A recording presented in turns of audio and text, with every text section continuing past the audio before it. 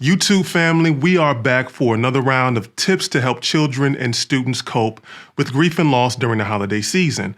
Now, this video is a continuation of the previous video, which can be found here and in the description down below. So make sure you go check out the first handful of tips, because I also included a quick rundown of what grief is and how it affects everyone, especially children and teenagers. Now that we got that out the way, let's proceed with the next tip for helping children and students cope with grief. Number 5, self-care and set an example of healthy grieving.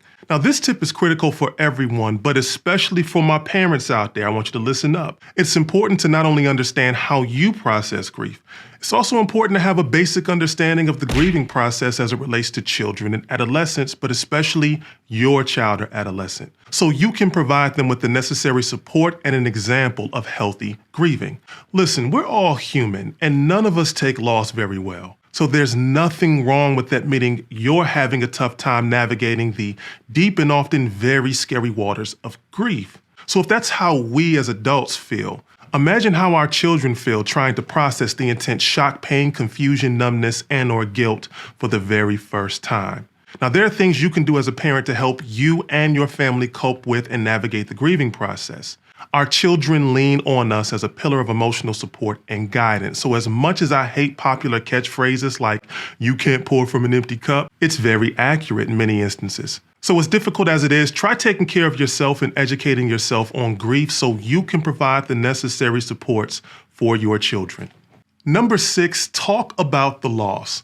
Now, of course, this seems simple enough, but the how is what's important when talking about death and/or loss to our youth. For starters, try creating a safe space to talk about the loss by doing the following: listening, summarizing feelings, acknowledging feelings, being non-judgmental. Listen, what this boils down to is be brief and concise when communicating and be patient when listening. Don't feel obligated to deliver a whole sermon or philosophical speech about life and death. Oftentimes, less is more, especially with our little ones who may be confused about death and loss. And most important of all, be prepared to discuss the loss and feelings about it repeatedly. So once again, practice patience and grace as best as you can. Also, remember that when expressing your own thoughts and feelings, to do so in a calm, open, and appropriate way. Again, this is all a part of creating a safe space for discussion about the loss and the grief that follows. It helps to encourage students to share their feelings in grief, whether they're elementary age students or high school students. Now, what I'm about to say next applies to everyone, including my parents and caretakers, but I have a very special message for my teachers and educators out there. You ready? Teachers and educators, please be understanding and tolerant of common grief reactions for the age group and population you're working with. For children with developmental or intellectual disabilities, their limited communication skills don't mean they're unaffected by the death. Now, unfortunately, and let's be honest, many schools don't do a great job of making the connection between grief and loss, behavior, and academic performance. And I want you to remember that anger, relationship difficulties, frustration, somatic complaints, and self-stimulatory behaviors can be grief reactions. Now, I think this is a great time to transition into the next tip. Number 7, give children important facts about the death and loss at an appropriate developmental level. So discuss death in developmentally appropriate terms for students, especially our very little ones.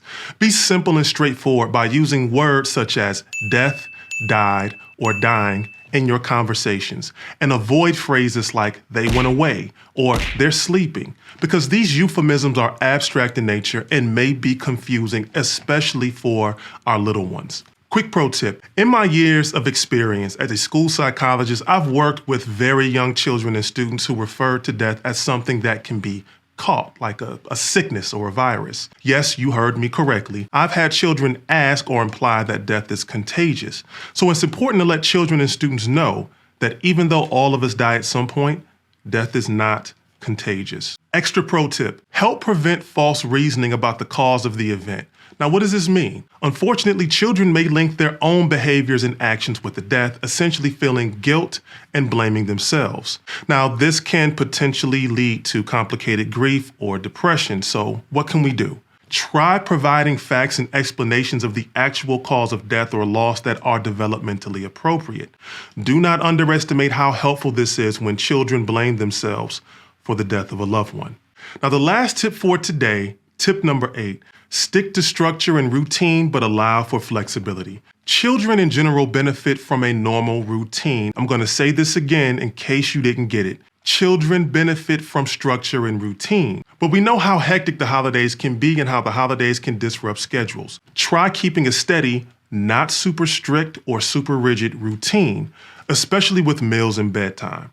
Make an effort to balance their regular schedule and routine with awareness of what they need in the moment. Now, this isn't just important for caretakers, it's also important for educators. Let me explain. For my fellow educators, it's important to maintain a normal routine in your classroom and engage students in activities they previously enjoyed. YouTube family, once again, I hope these tips, as well as the tips in part 1, were helpful to you and your loved ones. Also, I'm sure you noticed my studio looks completely different. I will address that in one of my next videos. In the meantime, make sure you hit that like button, share this video, comment, and hit that notification bell so you can be alerted whenever there's a new video. And in the meantime, happy holidays, and do not forget to take care of yourselves and one another. Peace.